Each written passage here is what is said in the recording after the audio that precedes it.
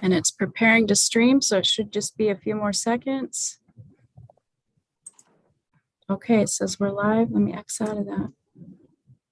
Right. Well, good morning. I'm going to call this meeting of the Climate Action Plan Committee for the city. I'm going to call this meeting of the Climate Action Plan for the City of Salem for this morning, August 1st. Present are Bennett. Boy. Gonzalez. Phillips. Okay, and folks will introduce along the way.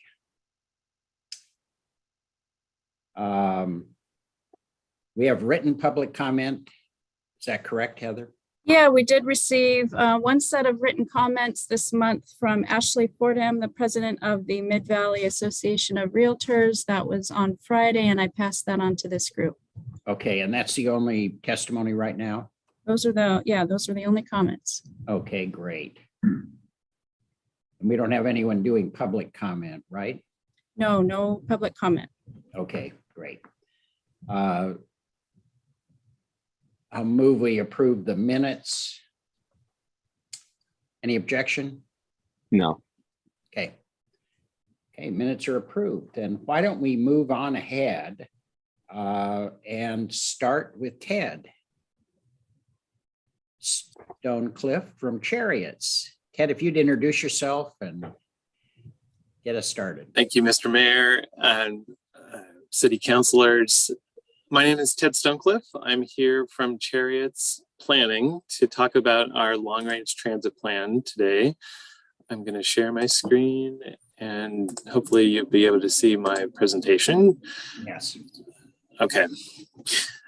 Today, I'm the Deputy Project Manager for our long-range transit plan, and we'll give you a little overview of our project, as well as the next steps where we are going in the near future.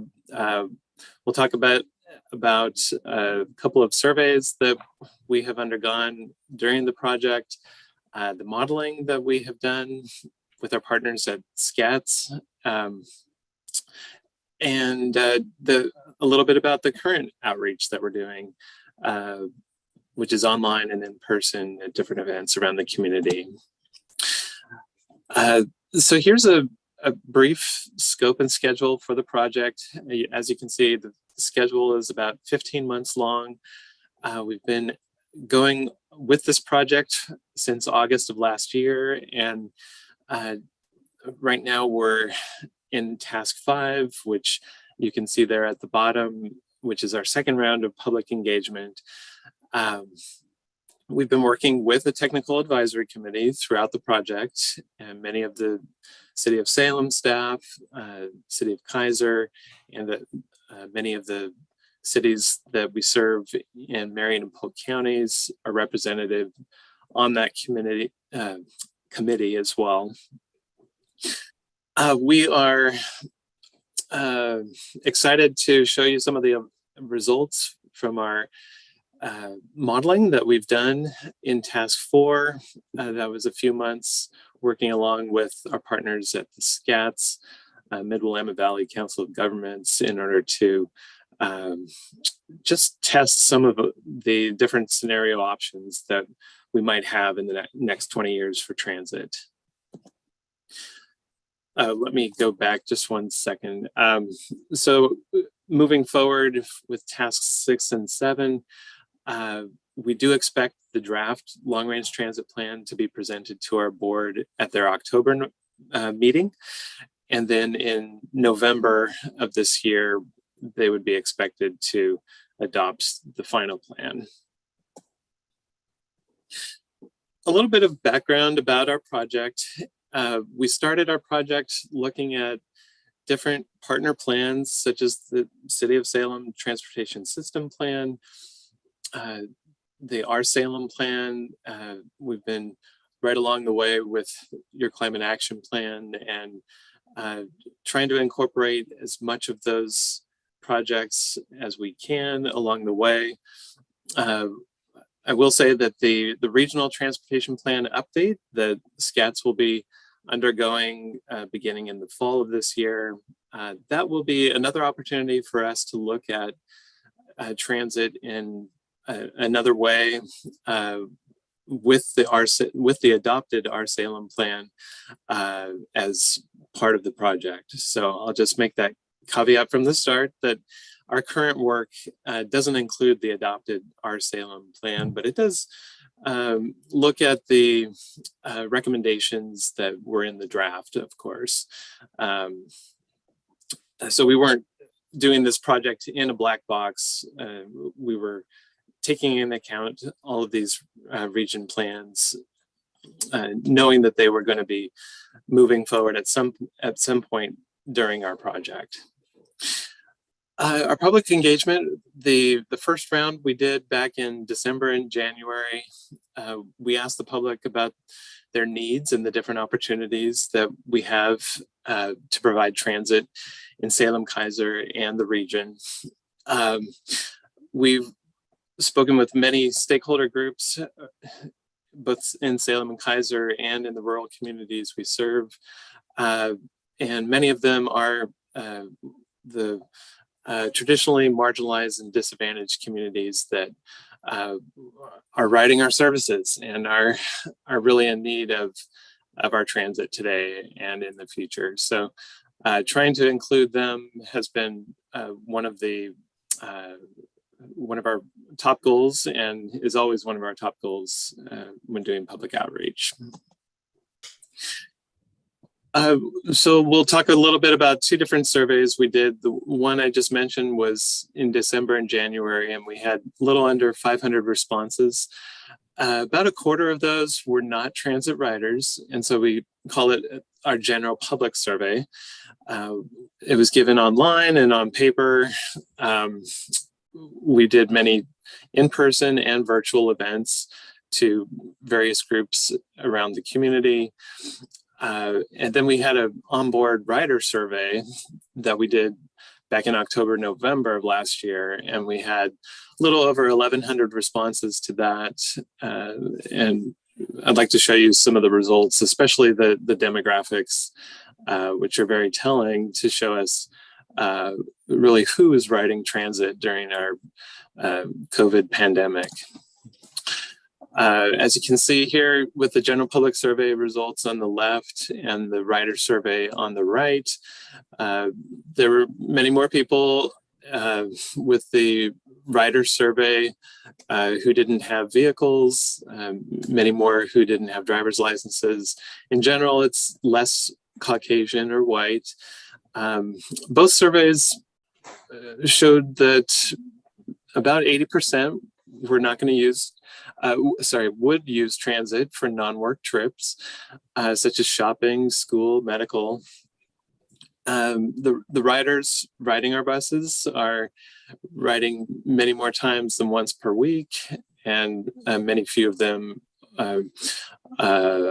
fewer are riding just once a week. In both surveys, we had large participation from folks within Salem and Keizer, and that is really indicative to the low ridership that we have in the regional bus network. So we'll just leave it at that. Some top improvements that came out of our survey. At the very top, increase in frequency was number one in both surveys. The rider survey on the right, we saw lower fares or free fares as their number two choice. That may be indicative of the fact that we had just reinstituted fares in September of last year, which was a month before the survey took place. So people were remembering how easy it was to ride for free. And then third, that was common amongst the two surveys, was providing more geographic coverage for transit in areas that we currently do not serve. So moving on into our modeling, task 4 was where we were looking at different scenarios where One was based on an increase in frequency for transit, and another looking at increase in geographic coverage. Now, basically, it's a give or take in transit. If you're going to be increasing service on your major corridors, such as what we call the Chariot's core network, which are streets like South Commercial, Market, Center, Portland Road. Those streets are densely populated and have many jobs along them, and are very easy for us to serve. So we were testing in one of our scenarios what would happen if we were increasing frequency on our core network streets, but also throughout our network. Also in the region, we bumped up the frequency to hourly on all of our Chariot's regional routes, serving the rural communities of Marion and Polk counties. And then our coverage network was really looking at what would happen if we added areas that currently aren't served and are slated for development in the future. So a few things about the evaluation tools we were using. Here at Chariots, we have something called T-Best.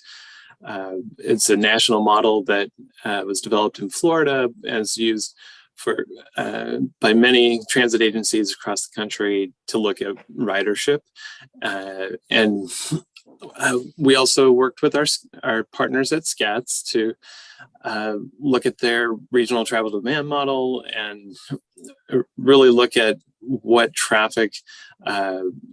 is the response for traffic and other modes of transportation other than transit in these evaluated scenarios.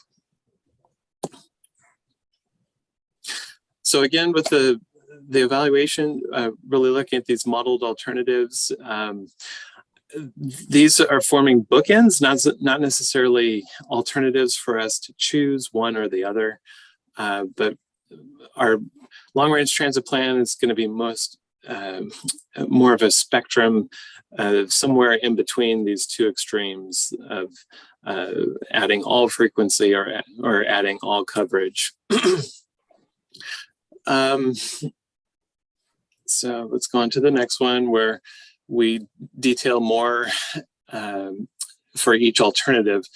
So we're comparing our build alternatives of core network frequency and coverage, comparing those to what we call our no build alternative, where this is just a base case where it gives us a place to measure from that it includes a few existing and planned transit network and transportation network changes, but really doesn't get into a high level of improvements. In the center, that's our frequency scenario, where we're looking at speed improvements. We did test on some of the core network streets what would happen if we had bus-only lanes in some of the congested areas of town. We also tested cross-town route connections. So instead of making everybody transfer at our downtown transit center, what would happen, for instance, going from West Salem to Northeast Salem, if there was a route that took you there without the transfer. Not really adding too much in the way of areas that we currently do not serve in that alternative. But on the right, where we were looking at additional geographic coverage, that's where we were adding new routes. And there were a couple that were what we call crosstown connections, where they don't go to downtown, or they don't go to our major hubs, but they take people where they want to go without kind of that hub and spoke network, if you will. So that's a little bit about the alternatives. Here's a slide showing some of the results, where You can see our build alternatives for the frequent core and coverage. Really, we're doing better than our no build, which is always good to see. For transit ridership, we would expect that the frequent core alternative would have a higher ridership than everything else, because generally people respond to frequency when they're considering transit as a choice for their trip. And the more frequency that we have, the higher ridership as a general rule of thumb. Looking at those two origins and destinations that I mentioned earlier, Lancaster Drive and West Salem, the frequent core network alternative did have a connection that would do that without any transfer, and so that's why we see that darker green color in that alternative.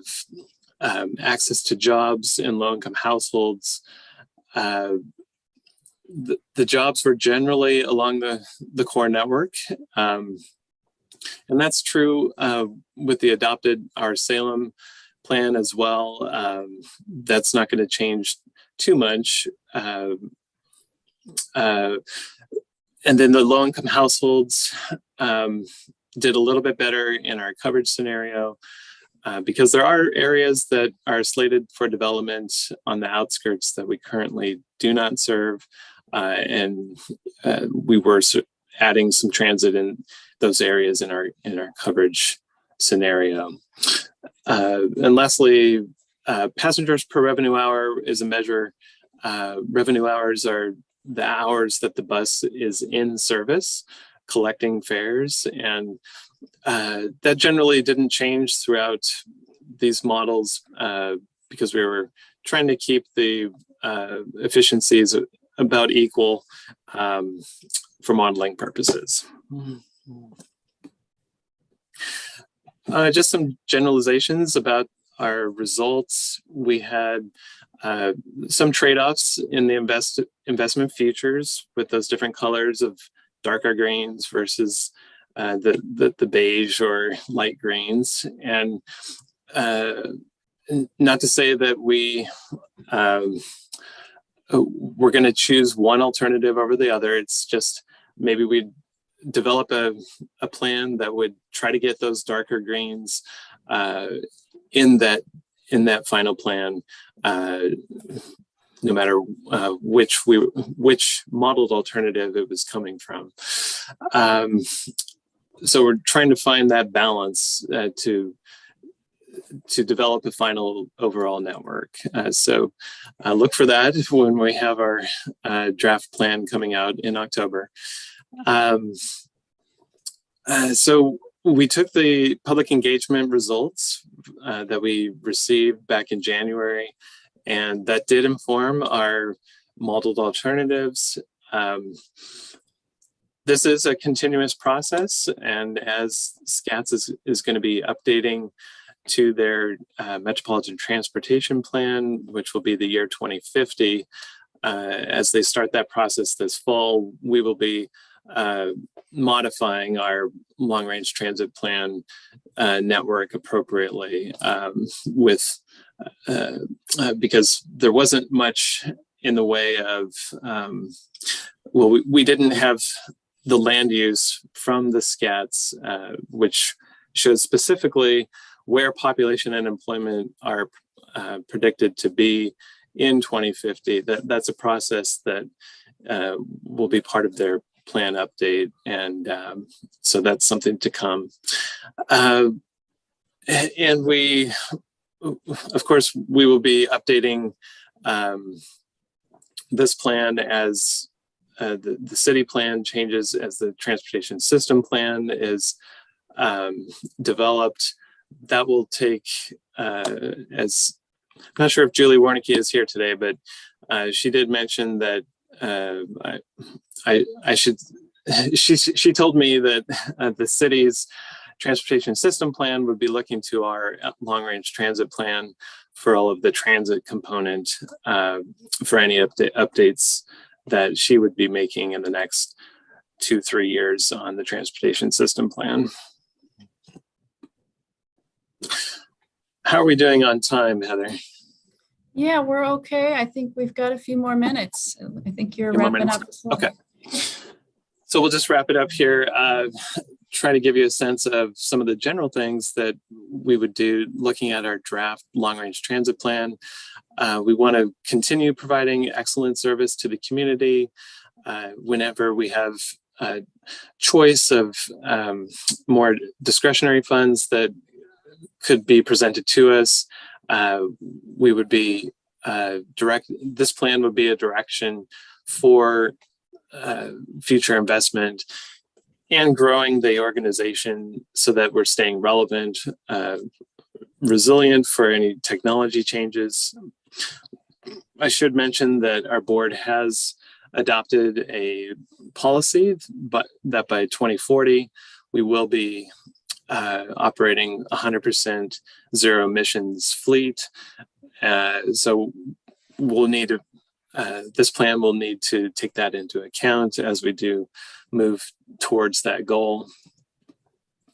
We want to maintain the excellent service that we're providing and really growing that for the community, especially for our marginalized and historically disadvantaged communities who are a very large part of our ridership at this time.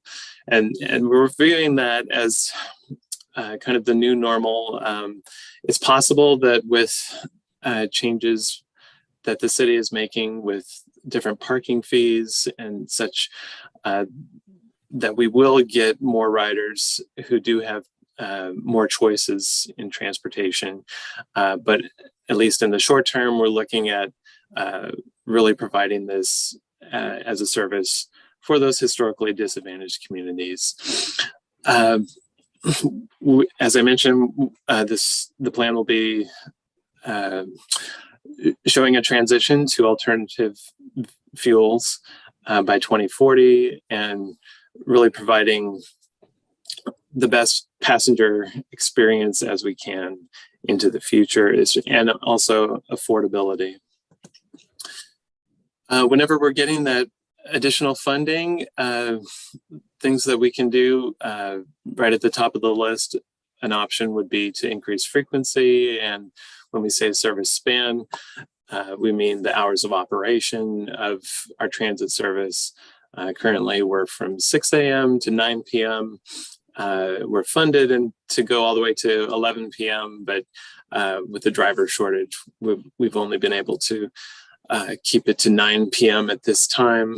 But maybe in the future, we'd be able to expand to midnight or offering service before 6 a.m. The local transit network, that's really the bread and butter of our service. But also we have other services in town. Transportation options will be another subject that this plan will address. And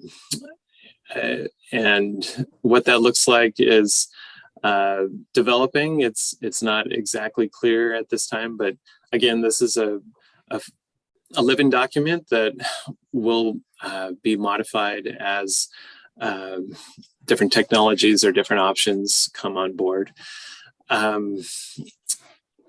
Let's see. I want to leave some room for questions here. So just a couple of more slides. As we look at organizational growth, we're looking to that vision of the future and exploring to position ourselves for the growth. Public-private partnerships could be utilized to deliver new programs. We want to be intentional with our relationship with the community, both private and public, so that will be included as well. I mentioned a little bit about the public engagement that we're doing at this time.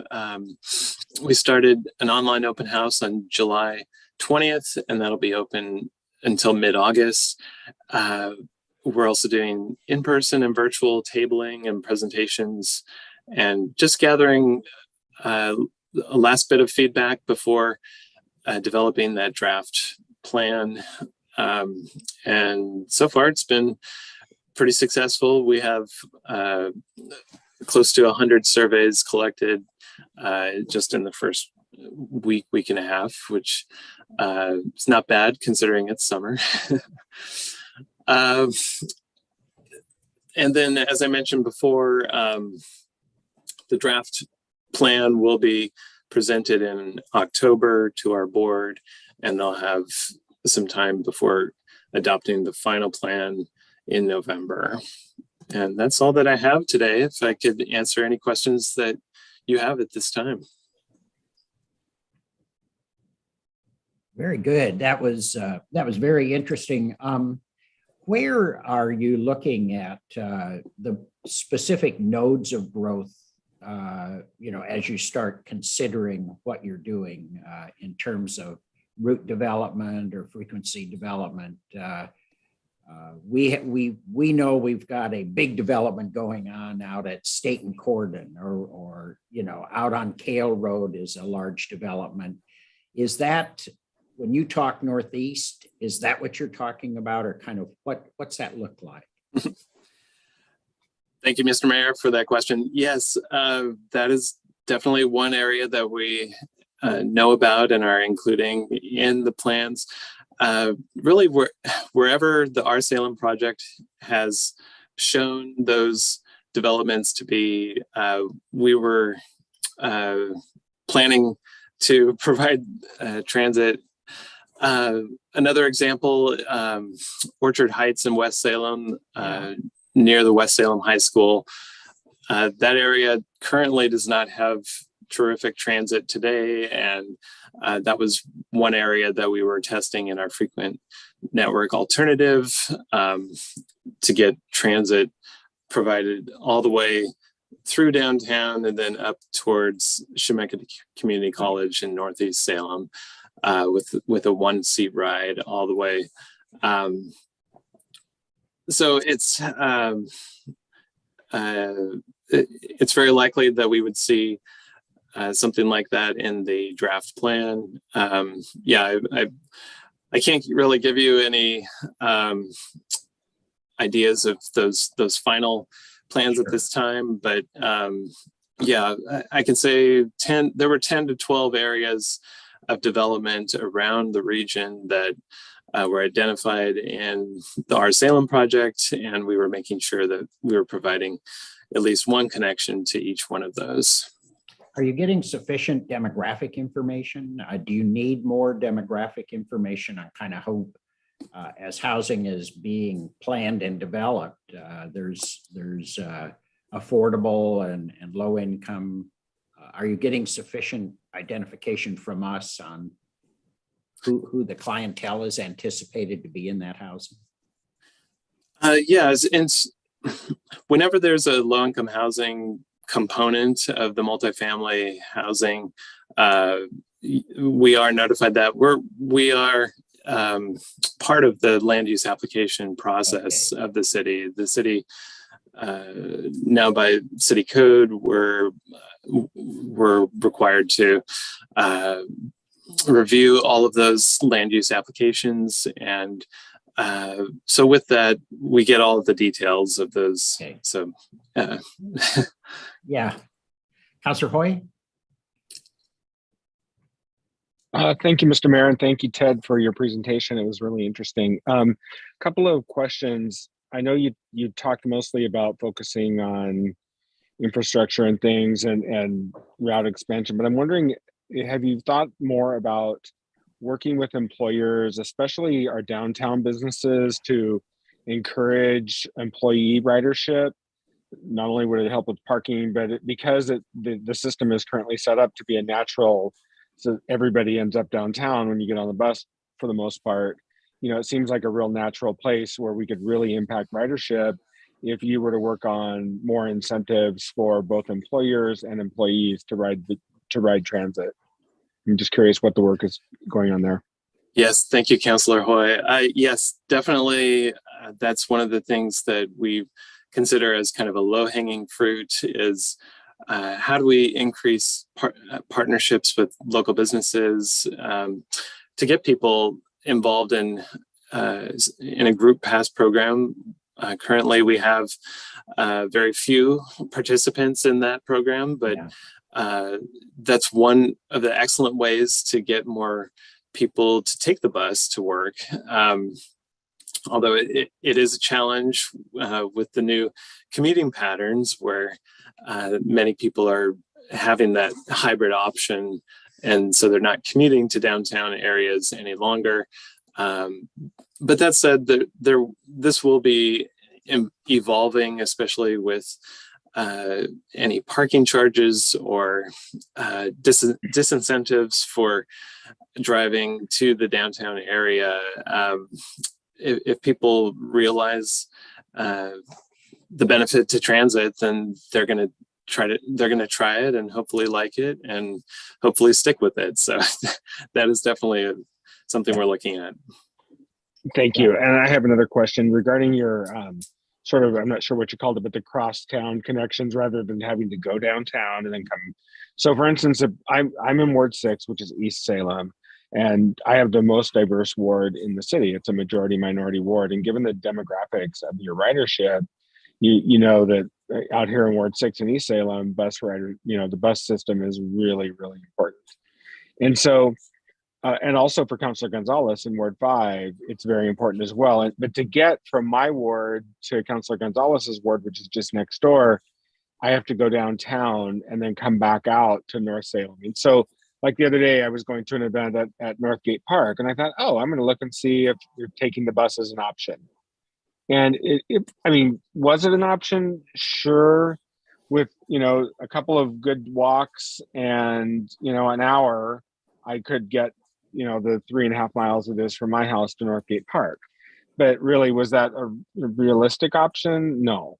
And so I'm wondering, have you thought about, even if we can't do it all over the system, especially where it's so critical, like out here in East Salem and Northeast Salem, have you thought about some cross connections in this area? Yes, thank you for that question. That was one of the routes that we tested in our coverage scenario where the route didn't go downtown. It would serve the new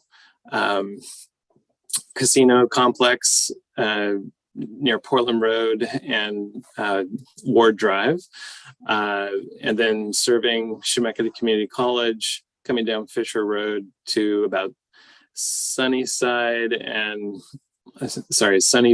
I get those two mixed up.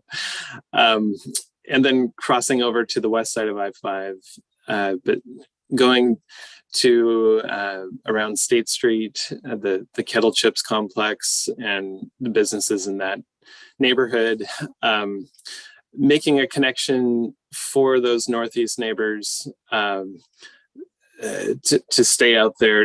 Of course, there's the Lancaster Drive corridor that's currently served with frequent transit. But in your example with the Northgate Park, our current service is only hourly there and doesn't run on the weekends. So how can we make connections that are more useful, that are more frequent, and that make it so that you don't have to go all the way downtown? I think that is an important aspect that the plan will be addressing. So can't say specifically if that particular route will be be included, but yes, that's one concept that we're including. Thank you. And I was just using that for illustration purposes, not specifically that would be the highest priority. But the thing that I think it's important to remember is that I-5 is it's a literal and a figurative barrier in my area. Okay. You can't, when you're walking down Fisher Road or Hawthorne and you want to go just one block, if you're not in the right place, that's maybe a 20 block walk because you can't get across I-5 except in certain places. And so I think the more that transit can help us with that in terms of getting past that barrier, I think the better. I wanted to follow up. Two, on your looking for public-private or public-public relationships in terms of support. You used to have a relationship with the state where they provided that large number of employees coming into their area with passes.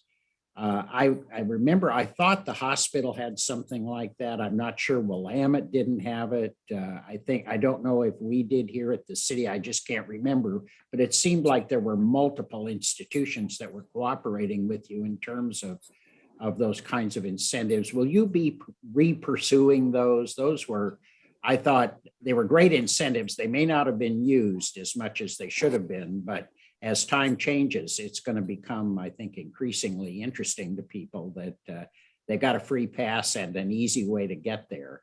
I just wondered if you were looking at that as a. Thank you for that question, Mr. Mayor.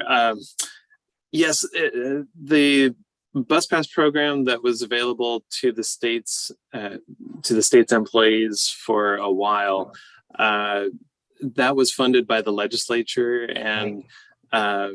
The funding was taken away at some point. So it's been inconsistent. It's been hard for us to provide a free, basically the way it was set up, as I understand, was there were park and rides that were shuttled, had shuttle service into the Capitol Mall area in order to get employees to and from work, and encouraging folks to use those park and ride lots instead of parking in the Capitol Mall area. And once the funding was taken away, we weren't able to maintain that level of service due to funding constraints. But yes, certainly we're not opposed to any of those funding agreements coming back again. But it would take some work for us to gain that support from the state or the city or county that is needing that specific support, especially for travel demand management purposes like that. Yeah.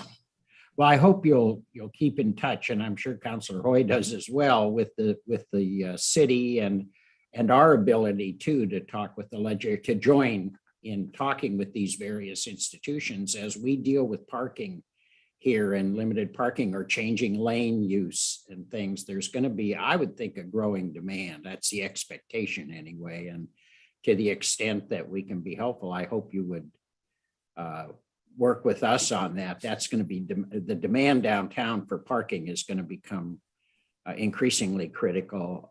We're also looking at changing certain lanes to different kinds of uses. Will you be speaking up on terms of, if you're going to change a lane, take a look at us too as a bus lane, not, in other words, maybe triple purpose, pedestrian, bicycle, and bus, or I don't know how that would work. I'm just curious if you'll be following that kind of progress here. Yes. So as I said, we did test in certain areas what would happen if we did have bus exclusive lanes on some of the highly congested corridors. And so we did see some benefit there. Of course, it's really a partnership with the city because, as you know, the streets are highly contested spaces, and it's really a public policy decision more than just transit saying we want to have our bus here. Yeah. Yeah. No, understood. Well, I hope you'll keep in touch. Heather, I see your hand up. Is it time to move on? Thank you very much. Yes, Mayor, but I was just doing a time check. We've got a couple other speakers today. Right. Okay. Well, I hope just so you can share this, and I've talked with your other managers as well, that we continue this level of conversation. I'm sure there'll be tremendous interest as time passes to make sure we have a real robust conversation with you guys as you start to develop your plan. So Heather, what do you want us to do now? Thank you. No, I just want to thank Chariots for joining today. Yeah. This is one of 10 high greenhouse gas reduction strategies that we have in our plan, as well building partnerships and working with others. That's a huge part of our plan. So perfect timing, I think, today. So thank you, Ted, for joining. Thank you for having me. Okay, you want to go to Blake or Roger and we'll get going on Department of Energy? Okay. Roger, are you, or Blake? I'm not sure which goes first. Yeah, I can go. Okay, thank you. Thanks, Mayor Bennett, members of the council and members of the staff. I'll go ahead and share my screen here. I'll start off first here for the Oregon Department of Energy. If I can get my screen to share. Everybody can see that? It's starting. There it is. There we go. Okay, so Blake and I are here. I'm a analyst with the Oregon Department of Energy, and I also work in the Regional Solutions Agency for the state. And Blake is our facilities discussing the residential piece, and Blake will be talking about the commercial piece of benchmarking or home energy scoring. So let's see. I need to do the obligatory, what we do, and it's what Oregon Department of Energy means. Still a lot of folks don't know, but I'm sure you're pretty aware. So our mission is provided here to help Oregonians make an informed decision and maintain a resilient and affordable energy system. I'll let you read the rest of that at your leisure. And also what we do, we're a central repository of energy data, information, and analysis.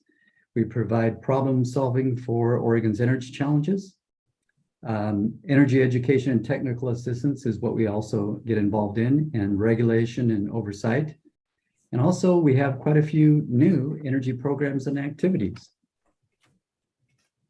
So I'm here to talk to you about home energy scoring. And the first slide really depicts what the issue is and why this became an issue with the state. When you have homes that look a lot alike, and a consumer that wants to purchase a home, such as the three here that are in the screen, they really don't understand like what could be the overall energy cost of these structures. One could have a 5, one could have a 3, and one could have an 8 on a score of 1 through 10 in terms of energy score performance from the outside. In fact, many people can't tell from the inside. So in the past, you've seen the adoption of many labels. I'm kind of a nut. When I go to the grocery store, I'm looking at nutrition facts all the time. I even have my fitness pal and I track all the things I eat. And so I'm always looking at these calorie intakes and what's the saturated fat and those sort of things. But can anybody tell me what sort of HVAC equipment they have as far as the actual energy performance of the HVAC equipment? You may be able to even say, I've got gas heating equipment or I've got electric heating equipment, but not very many people understand the actual energy performance, and that matters a lot. You wonder sometimes why you get a high energy bill in the wintertime or a high cooling bill in the summertime. Is generally a lot has to do with the kind of efficient equipment you have. So the next slide really deals with what we've been up to. I'll try to keep this short. Since about 2009, 2010, a lot of folks across the nation and specifically in Oregon have been working to try to build a home energy score that would be expert enough in detailing what your energy costs would be. That means estimate going forward what your energy costs would be. And the legislature asked us to get together a task force to go through a number of things to try to figure this problem out. ODA was involved in that task force, and they came back to the legislature and said, for the time being, we need to develop another task force, but we recommend that you would have a voluntary system throughout the state that's made available to every Oregonian. It was just really hard at that point in time to get enough commitment to make a mandatory scoring program across the state. So since that point in time, through the time period of 2014 to 2019, we had numerous stakeholder panel meetings, and I was part of those. There was many people that are very intelligent, very technically bent to provide input. There's At the time, there was 3 energy scoring systems within Oregon. And that stakeholder panel went through all of the issues behind what gets calculated, what doesn't get calculated, and how calculations are made. And we decided through that stakeholder panel process to adopt the US DOE Home Energy Score System. National labs have been involved in this, and they really did an excellent job in making sure that the calculation of an energy score is very accurate. In fact, the one we chose to have one scoring system within the state is the most accurate. So, and I was involved in that panel. It was hugely important to me and many other members on the panel to have that one scoring system, because if there's anything I know in my industry of over 30 years is understanding that we like to confuse people. We like to get really technical, and we like to put lots of different systems in place and that sort of thing. And what happens is consumers just sort of glaze over when we go that way, but it's just kind of the nature of technical people, and we're real good at that. So I was really glad to see that we have one scoring system with one scorecard. So there's a depiction on this of the scorecard. I have another one in the next slide. On the scorecard, you'll see that there's a score here of a 6. Like I said before, there's the range is a 1 through 10, 1 being the lowest, 10 being the highest score. A depiction of what the energy costs are projected to be for the year. Then it gives you a graphical display on a timeline or a chart.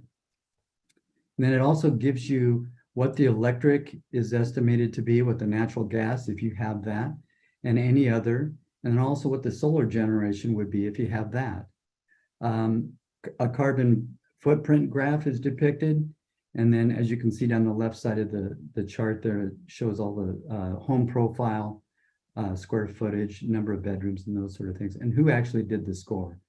So we have through the rulemaking process, we developed a process and some rules around state certified assessors. So every assessor that comes out to your home is actually certified by the state, has a specialty license, and goes through some advanced training. It's not just someone walking down the street that can come up to your door and say, hey, I'm an energy auditor, and enter and create all kinds of havoc and misinformation. Oh, and by the way, on this scorecard, I didn't depict this due to a lack of what I felt was a time limitation. But on the back of this scorecard, just as important as the front, is the suggested improvements. It gives the consumer the idea that, wow, okay, I'm a 6 here, so I want to be an 8 or a 9. What can I do? And it does that in priority order, because so many consumers, they don't know where to start. When you tell them, well, gosh, your home just isn't as efficient as it ought to be. Well, what does that say to a consumer? Hardly anything, right? And then they get a call from a local windows salesperson, and they try to sell them $30,000 worth of windows. So that doesn't normally work really well for actually saving energy. In some cases, of course it does, but that's the idea, is to present that list of options in priority order. So the next slide is just a little more background on where we've been at work here.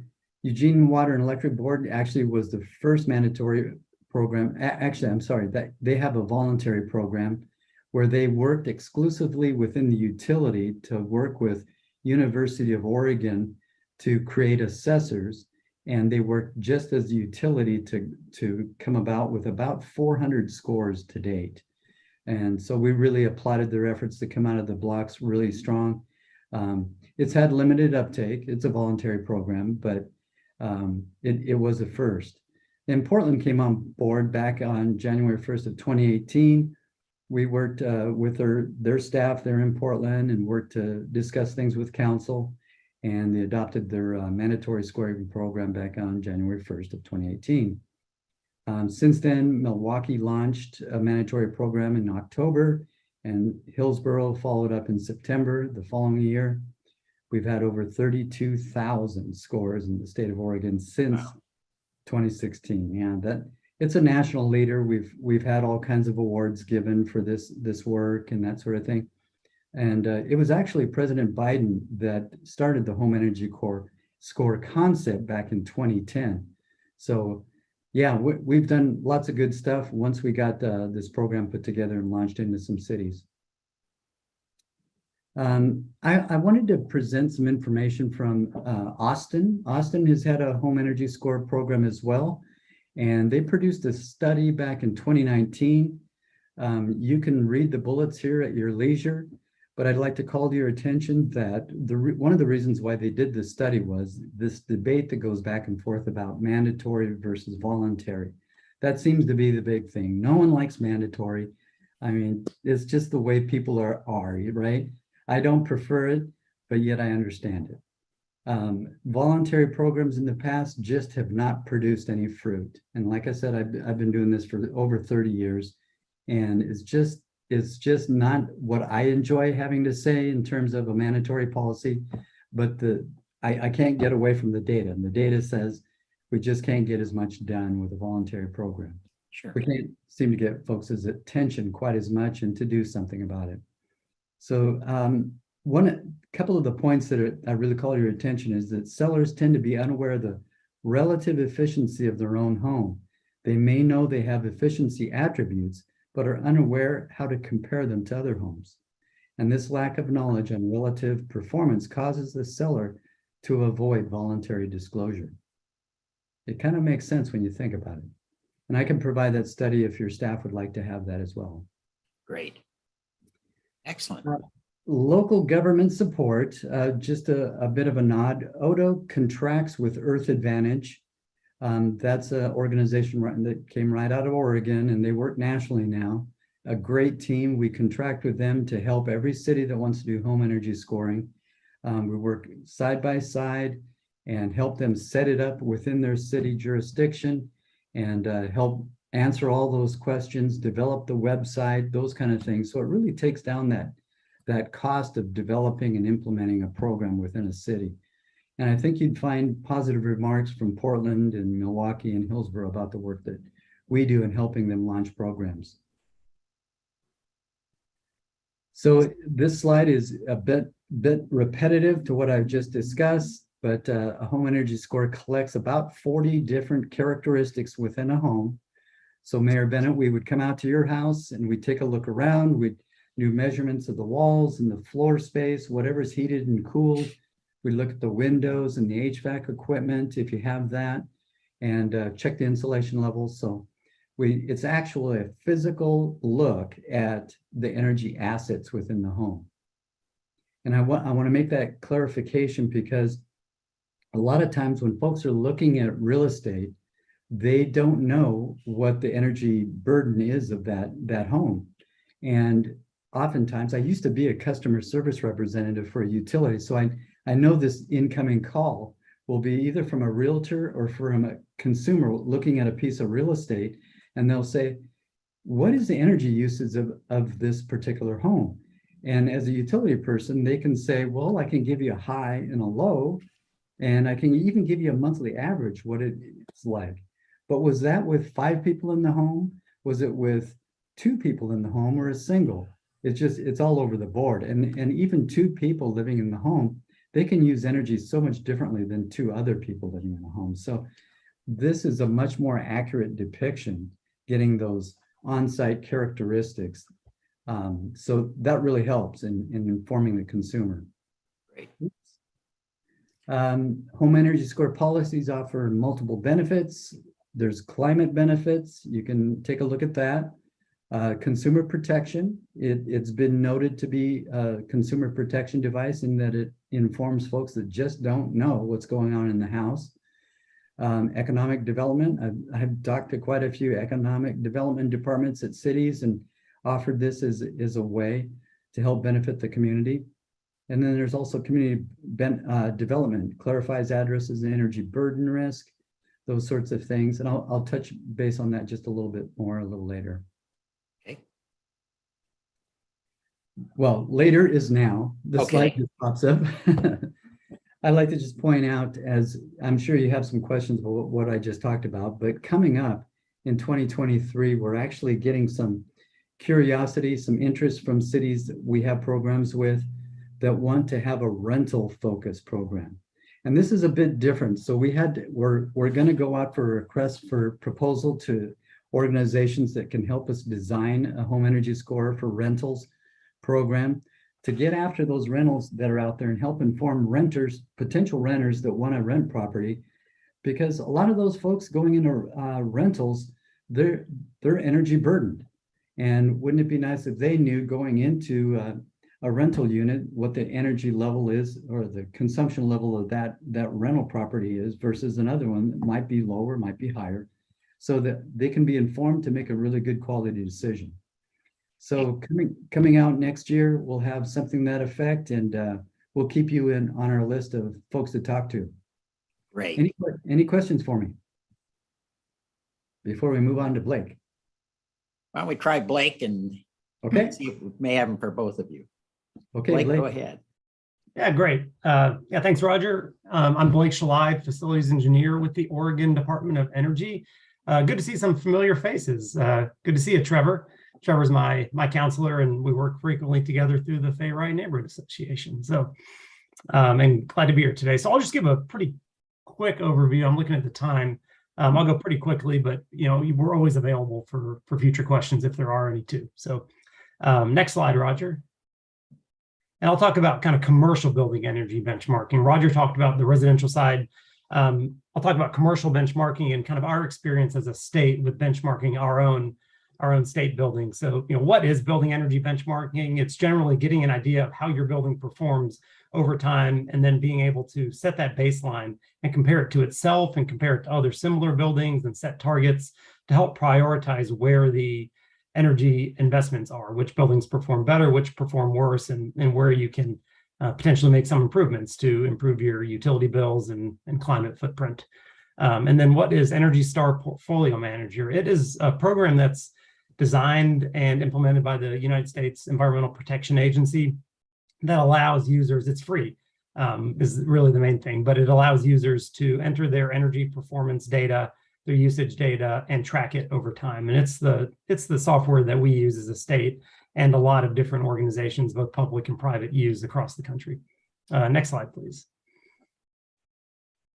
So just in general, this map provides a map of cities and states that have building benchmarking policies. These aren't just the places that use portfolio manager. These are actually the jurisdictions that have made benchmarking mandatory in their jurisdictions. So commercial buildings over some set threshold of square footage would need to use a software, and generally portfolio manager, to benchmark their commercial buildings. So we've seen large success. Generally, what you measure, you can better manage. And we've seen large success with commercial building benchmarking programs around the country. Next slide, please. And this just provides a screenshot of what the portfolio manager software looks like. So this is a screenshot from our Oregon Department of Energy account. So we're tracking, you can see in the top left there, over 300 state-owned buildings. And we've been tracking these since about 2015 to gather data, to identify which buildings perform better, and then to try to target investments and improvements in some of those, and to work with our state agencies that actually own and operate these buildings. We don't, as an Oregon Department of Energy, actually own any of these buildings, but we use this to inform the process. Next slide, please.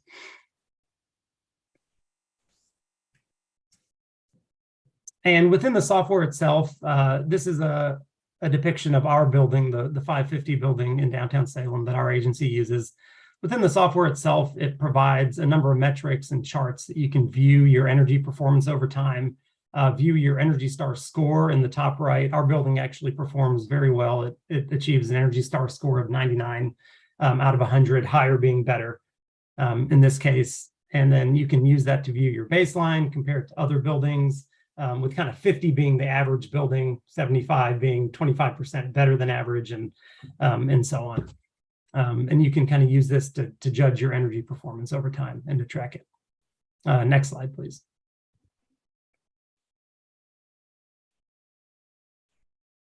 Oh, sorry, Blake. Oops, way too many. Wait, yeah. There it is. Yep. And then just within the software too, it provides an overview, like a time series of your energy usage, electricity, natural gas, There's multiple ways to enter the data. It's a manual data entry process, but you can also provide automatic uploads through Excel spreadsheets. And sometimes there's an opportunity to actually directly connect to the utility to reduce that data entry burden. Next slide, please. And then this is just a screenshot from when we actually went out and did training for our state agencies a number of years ago, when we were working with the couple dozen state agencies that report into Portfolio Manager, to give them an overview of how do you actually put your buildings into Portfolio Manager and start to track your energy data. So it's relatively straightforward. A lot of the tasks are just a one-time activity of creating an account, setting up your property within the software, adding the meters to a property, and then over time adding continual like monthly bills to those meters to track the energy. So a lot of it's done within Portfolio Manager. There are some decisions that need to be made outside of Portfolio Manager, like what buildings are we going to track? You obviously don't want to track every building, maybe not a 500 square foot maintenance shed that's out at a park somewhere is not probably worth tracking. But those are kind of decisions that are made as part of a program, and then we kind of set those thresholds as a state, and then we track about 300 or so buildings across our state agencies, and we work with our facility managers and agency staff to do that. Next slide. And just a quick overview, there are a lot of training resources that Portfolio Manager provides in terms of live training, guides, recorded webinars, demo videos, and just a lot of resources that are out there to train folks on how to use the software. Next slide. And that's it. Happy to answer any questions if there are any. That was very good. Very good. Any questions? Yes, Trevor. Yeah, so I saw the list of cities and areas that had the mandatory energy scoring. Are they mostly big cities? And like, would we have the resources? Like, is our city big enough? And like, what would it take for Salem to start moving in that direction? Oh, that's such a good question, Trevor. I get it all the time. I suppose you could say they're bigger cities, but Milwaukee, I think, is like 20,000 people. Yeah. And the staffing impact, I want to estimate it's like a 0.25 FTE. Once we get the initial, startup, and we're working the whole time with you, so it's not a huge impact to the city to get started. But then ongoing, maybe 0.25 FTE. Okay. And I'll add on the commercial side, I think in terms of city size, it probably is mostly larger cities that have implemented mandatory commercial benchmarking. Portland being the one in Oregon that's had mandatory commercial benchmarking for a few years, I think at least 5 years now. And it generally does involve at least a couple city staff to implement that sort of program. Great. Jose?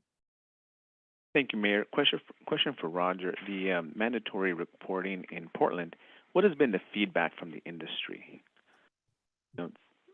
You might not hear from a particular buyer or seller, but in general, the representatives, the realtors, what have you heard there?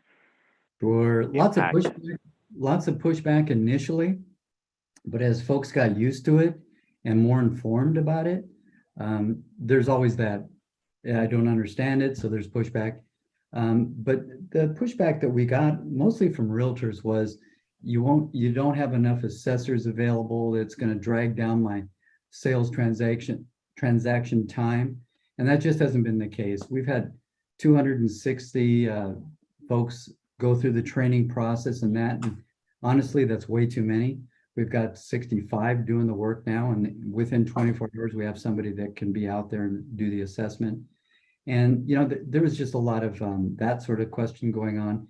Lenders, they haven't had an issue with it at all. In fact, lenders are becoming more educated about products that they use to help efficient homes get a better mortgage rate. So there's some interesting, from Fannie Mae, there's some interesting loan products out there that really benefit those that go that step, or even if they don't have a highly efficient home, if they make the commitment to do that next level, they can get a better rate. So industry in Portland actually has kind of came around, and they seem to be working really well with us. I get calls from realtors all the time with questions about it. I take those or I hand them off to Earth Advantage and we just make it all work. Great. Yeah, because my concern is always, nickel and diming buyers and sellers, especially the first-time buyers. I mean, the process is expensive enough, so that's always my concern, and we won't hear from them directly. Right. Because it does add cost to the purchase program process. This does add cost. It does. The rate for a home energy assessor now ranges between $150 to $250 for an assessment. And gosh, of all things, we found a lot of realtors even paying that just to keep the process moving. So probably because buyers and sellers don't want to pay, but I'm sure that leads to repairs or improvements asked by potential buyers to sellers. I mean, because the 150, 250 is not a month, but right. I'm sure it's going to lead to them asking for certain work to be done to the house. Is that happening? I'm not aware that that's happening in any major way. I would think that that's through the negotiation process that would be handled. Yeah, because I mean, in any situation, whenever a house gets put on the market and there's information like this out there, it's going to require some work, and then it has to be done by a licensed contractor. And we know a lot of these people. I mean, it's expensive, So in addition to that $125, $250, I'm assuming there's going to be X amount of dollars on average spent to try to get your score up. There has to be. There's just because in your process, in your presentation, you mentioned the economic development part, which is some more work for contractors, but that's at the expense of the home buyers. So it's hurting them, I think, on that end. I see. Thank you, Councilor Hoy.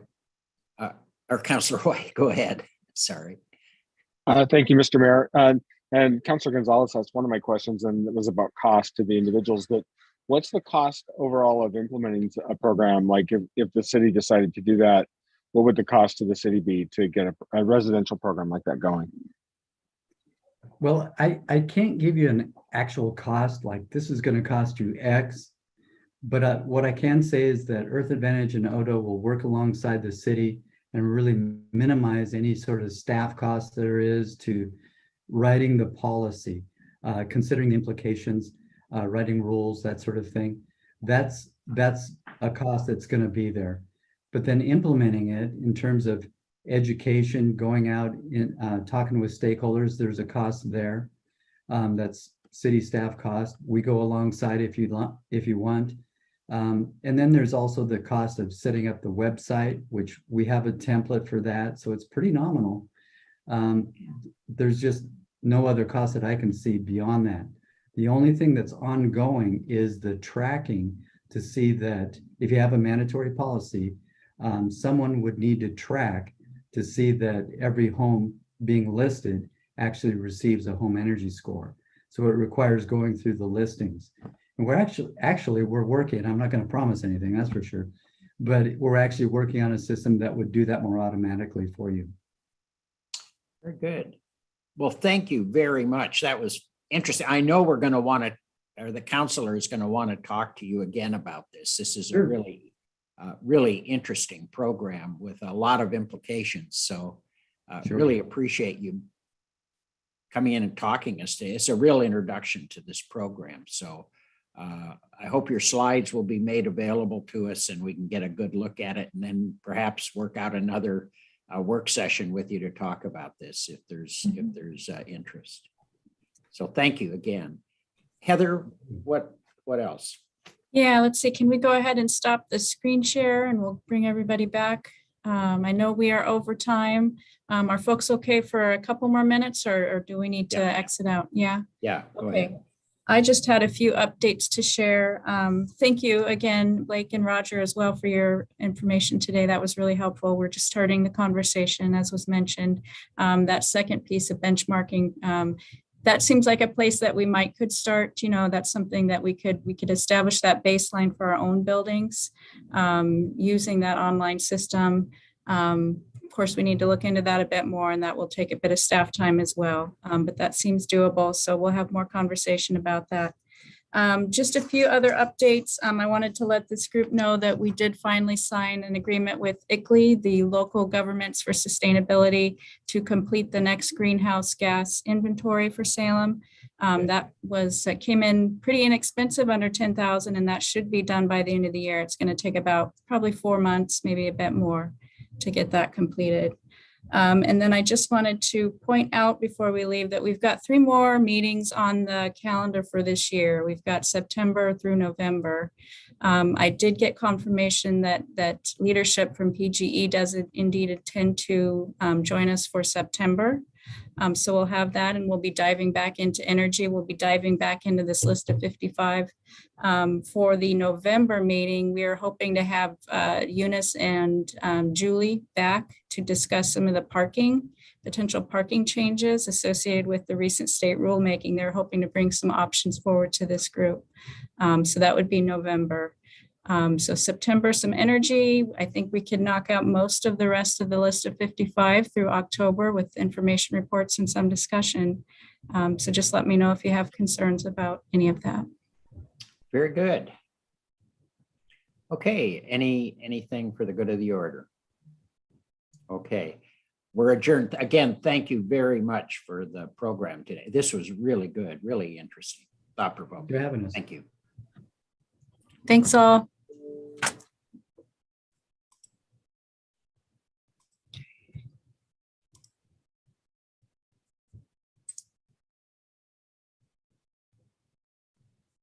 Well, that went well. That was interesting.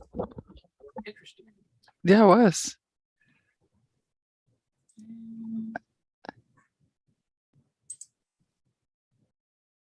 Okay, good.